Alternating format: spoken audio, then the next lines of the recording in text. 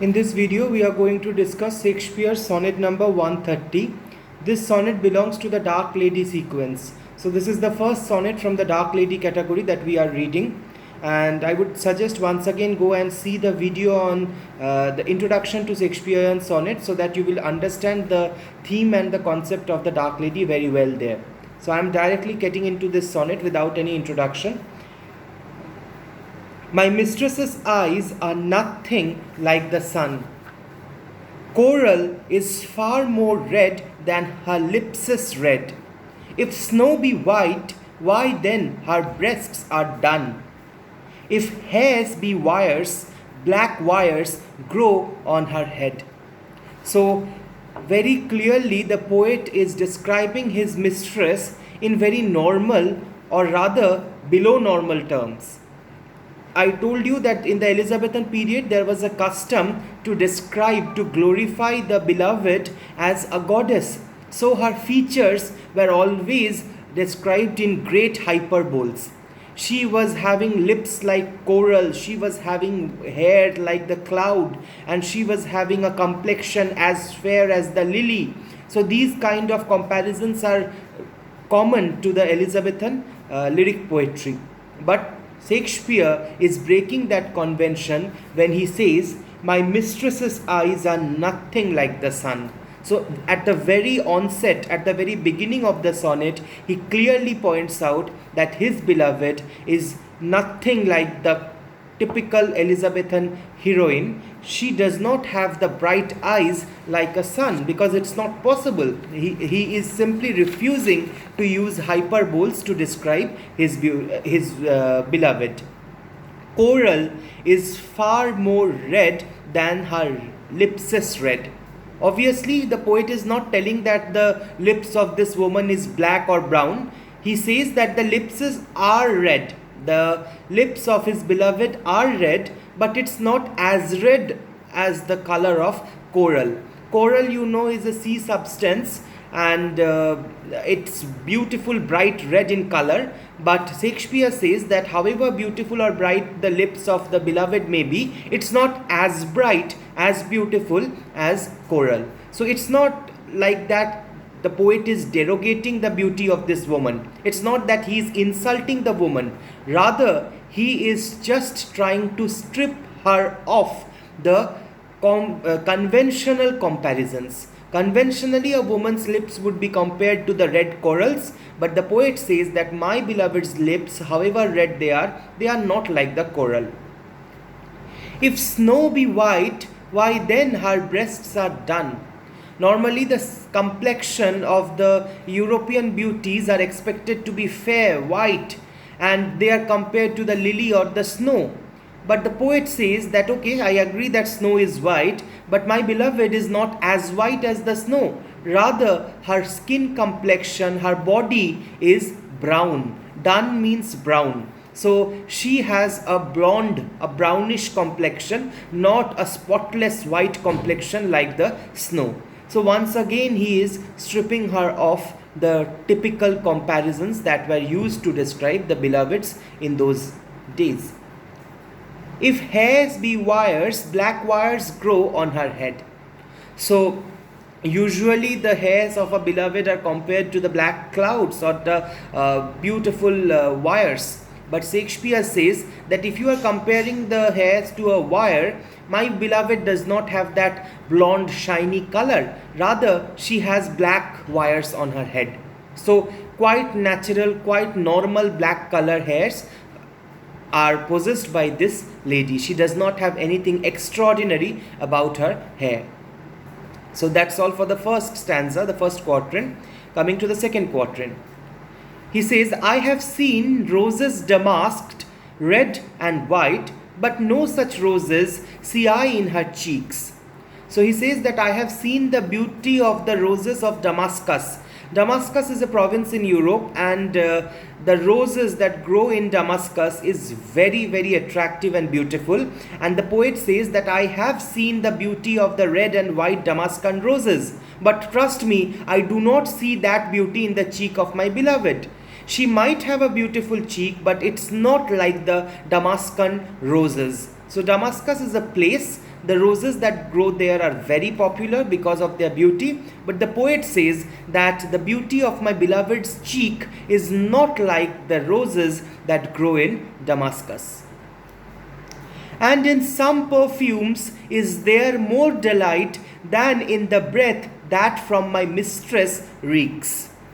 Now, again, another typical habit of the Elizabethan poets are to compare the breath of the beloved with the sweet smelling perfumes, as if the perfumes of Arabia will fail in front of the sweet fragrance that comes out from the mouth of the beloved.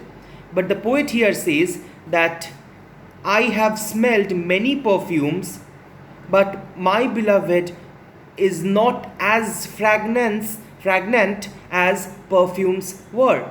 See, very cleverly, Shakespeare is not telling that his beloved emits foul smell from her mouth. She is not a foul smelling woman, but she is not a superhuman creature that she will breathe out perfume.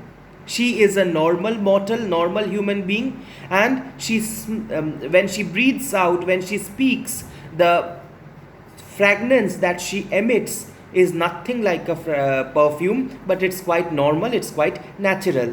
That is why the poet says that I have smelt more delightful perfumes, more enjoyable perfumes, but the breath of my beloved is nothing like those perfumes. So when she smells, when she speaks out, the breath that comes out does not smell of perfume.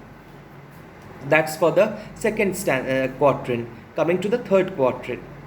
I love to hear her speak, yet well I know that music hath a far more pleasing sound. Another typical attitude of the Elizabethan poets were to say that this my beloved does not speak, she sings. The way she speaks, it's like the cadences of harmony, it's like music when she is speaking. Her words are like music to my ears. But Shakespeare says that when she speaks, it's not like music.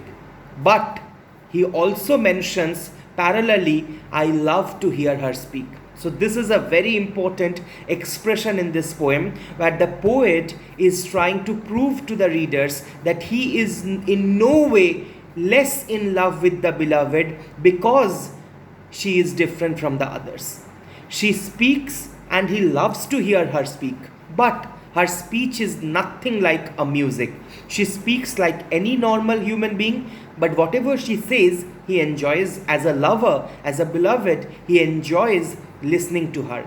So he is basically, what Shakespeare is doing is basically bringing this love affair from a platonic level to a very human level.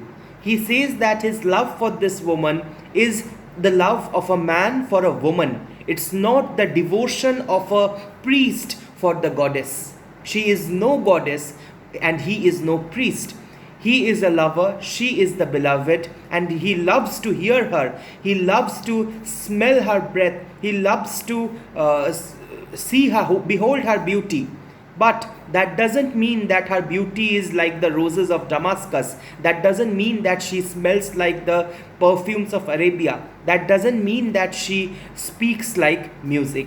So the poet says, I love to hear her speak, yet well I know that music hath a far more pleasing sound. So music produces a far more soothing, pleasurable sensation than the speech of this woman, but in no way the speech of this woman is dislikable to the poet. I grant I never saw a goddess go, my mistress when she walks treats on the ground. So again he is breaking another conventional image of the Elizabethan beauty. The poets, while comparing their beloveds to the goddesses, have often said that the beloved doesn't walk on the ground, she floats like a goddess. The beloved does not put her beautiful feet on the dusty earth. Rather, she is as if an angel or as if a fairy sailing on the air. But the poet says that though I have never seen how a goddess walks, I am an ordinary mortal and I have never seen how a goddess walks, but I can vouch, I can ascertain that my beloved, when she walks like any other normal creature.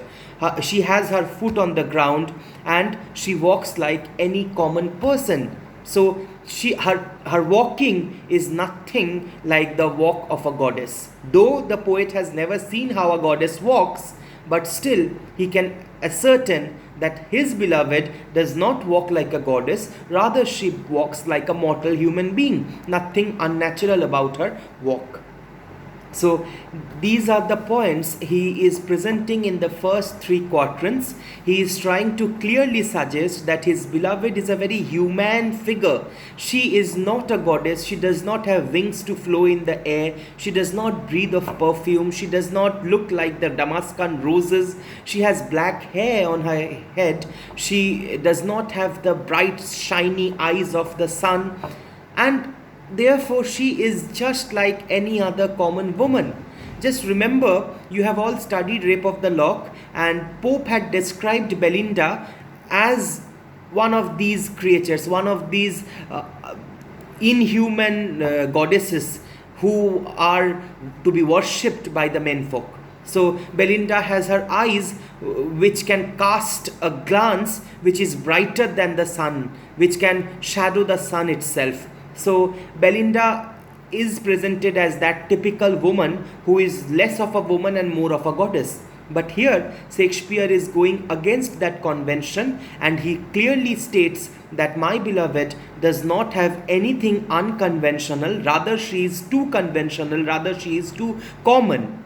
But after asserting the commonality of this woman, after asserting that this woman is just an ordinary and common woman, he comes to the volta, he comes to the twist in the tale, in the last quatrain, in the concluding couplet.